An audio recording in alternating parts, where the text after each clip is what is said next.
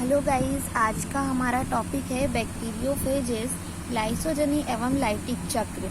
मतलब हमें पता करना है कि बैक्टीरियोफेज होता क्या है। वो एक वायरस है या जीवाणु है, मतलब वायरस है या बैक्टीरिया है।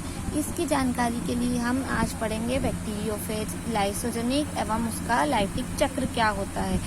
ऐसे विषाणु जो जीवाणुओं के ऊपर परजीवी होते हैं उन्हें बैक्टीरियोफेज कहा जाता है। मतलब बैक्टीरियोफेज क्या है? एक वायरस है जो बैक्टीरिया के ऊपर पैरासाइट होता है या फिर परजीवी होता है, उन्हें हम बैक्टीरियोफेज कहते हैं।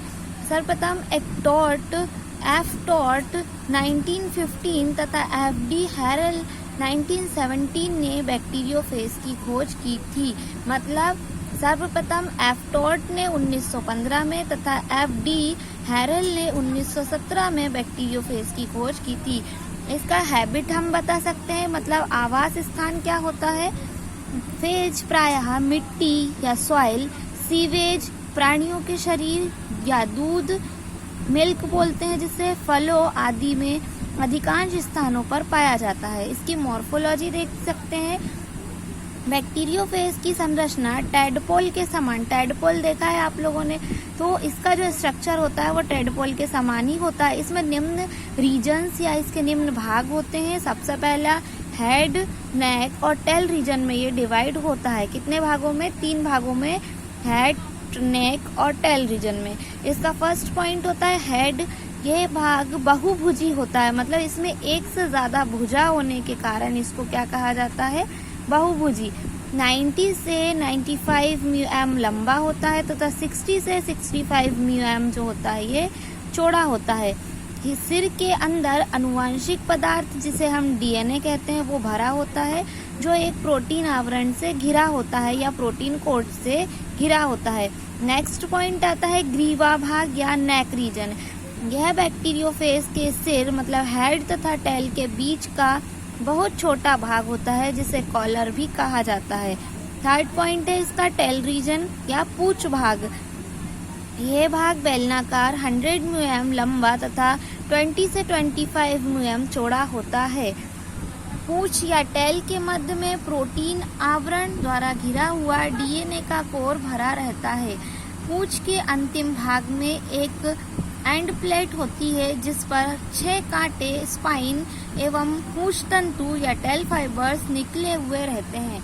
ये होता है बैक्टीरियोफेज का स्ट्रक्चर। इसमें हम बता सकते हैं सबसे पहले ये वाला भाग जो होता है ये कहलाता है आपका हेड रीजन।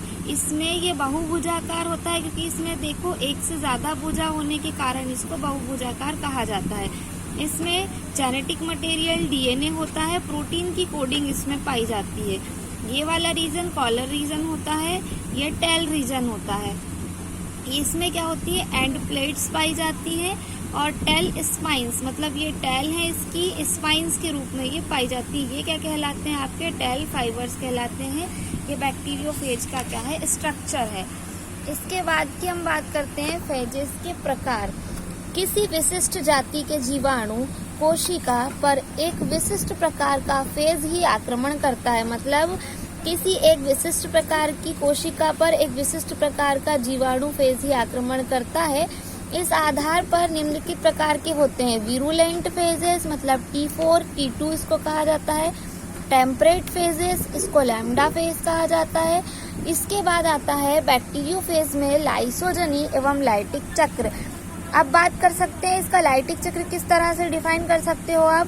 बैक्टीरियोफेज द्वारा किसी जीवाणु में या किसी जीवाणु पर आक्रमण करना लाइसोजनी एवं जीवन चक्र हेतु अपना गुणन जिसे कहते हैं मल्टीप्लिकेशन करना लाइटिक चक्र कहलाता है।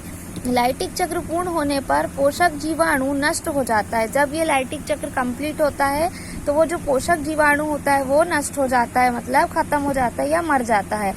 फेजेस में मल्टीप्लिकेशन या रिप्रोडक्शन क्रमानुसार निम्नलिखित अवस्थाओं में होता है। इसमें बात कर सकते हैं फर्स्ट नंबर पे पोषक कोशिका से जुड़ना या अटैचमेंट विथ होस्ट सेल।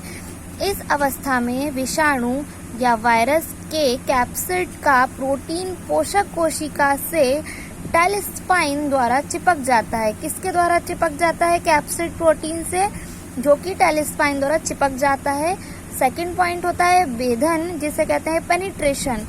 पोषक कोशिका की सतह से चिपकने के पश्चात फेजेस की पूंछ से कुछ लाइटिक एंजाइम्स का सिक्रेशन होता है, जिसके फलस्वरूप जीवाणु कोशिका की भित्ति या सेल वॉल गल जाती है तथा फेजेस का डीएनए जीवाणु कोशिका में प्रवेश कर जाता है।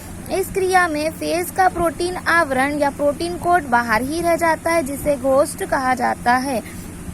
थर्ड पॉइंट है फेज अवयवों का अंतःकोशिकीय संश्लेषण, मतलब intracellular synthesis of phase components. कोशिका के भीतर फेज के डीएनए पहुंचने के पश्चात फेज अवयवों जैसे प्रोटीन आवरण तथा डीएनए का निर्माण पोषक कोशिका या होस्ट सेल के द्वारा होने लगता है। इस क्रिया में विषाणु या फेज वायरस का आनुवांशिक पदार्थ डीएनए पोषक केंद्र में आकर एमआरएनए का निर्माण करता है, जो कि केंद्रक कोशिका या पोषक कोशिका के कोशिका द्रव यानी साइटोप्लाज्म से आकर फेज के नए प्रोटीन आवरण के निर्माण हेतु कैप्सिड प्रोटीन का निर्माण करता है। इस क्रिया के साथ ही कुछ ऐसे एंजाइम्स का भी निर्माण होता है जो कि पोषक केंद्रक में जाकर फेज के आनुवांशिक पदार्थों का पोषक के डीएनए के द्वारा निर्माण करने को प्रेरित कर सके। इस प्रकार पोषक कोशिका के या होस्ट सेल के केंद्रक द्वारा फेज के